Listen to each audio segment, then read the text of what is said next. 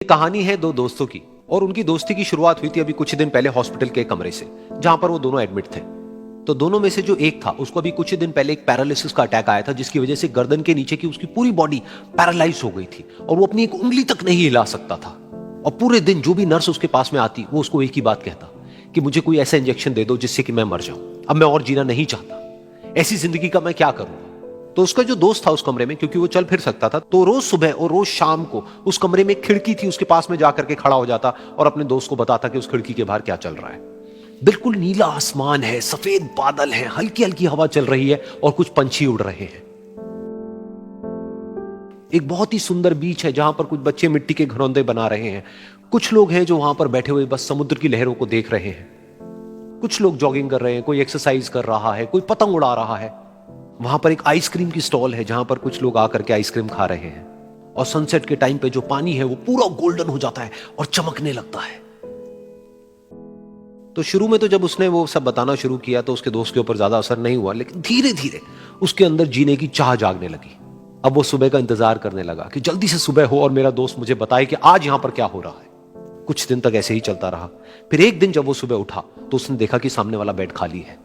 फिर उसने नर्स को बुलाया और उससे पूछा कि क्या वो डिस्चार्ज हो गया है। तो नर्स ने कहा कि आपको तो उन्होंने बताया होगा, उनके पास कुछ ही दिन बाकी थे और कल रात को ही उनकी डेथ हो गई है।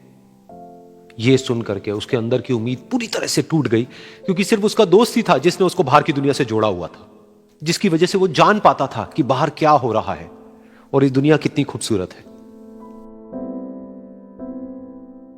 तो कुछ दिन तक तो वो रोता रहा और उसने जीने की चाह छोड़ दी। लेकिन दूसरी ही तरफ से उसके अंदर कहीं ना कहीं एक नई चाह पैदा हुई कि काश मरने से पहले एक बार मैं खुद अपनी आंखों से देखूं इस खिड़की के बाहर कि दुनिया कैसी है। जैसे जैसे उसकी ये चाह बढ़ने लगी, उसको अपने अंदर एक अजीब सी एनर्जी महसूस होने लगी। और फिर एक दिन उसने अपनी पूरी ताकत लगा दी और किसी तरीके से वो बेड से नीचे गिरा और पकड़ पकड़ करके किसी तरह से उस खिड़की तक पहुंचा। फिर उस खिड़की को पकड़ करके वो खड़ा हुआ और खिड़की के बाहर देख लिया।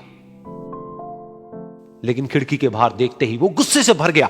उसने जोर से नर्स को आवाज लगाई और जैसे ही नर्स आई उसने नर्स से पूछा, ये तुमने क्या किया, ये खिड़की के बाहर काली दीवार क्यों खड़ी कर दी। तो नर्स को समझ नहीं आया वो क्या बोल रहा है और वो बोली कि मुझे 5 साल हो गए हैं यहां पर, जब से मैं आई हूं तब से तो ये काली दीवार यहां पर है। तब जाकर के उसको समझ आया कि उसका वो दोस्त उससे झूठ बोल रहा था। और उसने नर्स से पूछा, अगर ये काली दीवार पिछले 5 साल से यहां पर है तो मेरे दोस्त ने मुझसे झूठ क्यों कहा। तो नर्स थोड़ा सा मुस्कुराई और बोली कि मैं ये तो नहीं जानती कि उन्होंने आपसे झूठ क्यों कहा, लेकिन मैं इतना जरूर जानती हूं कि जो भी कुछ उन्होंने आपसे कहा उसी वजह से आप अभी अपने पैरों पर खड़े हैं।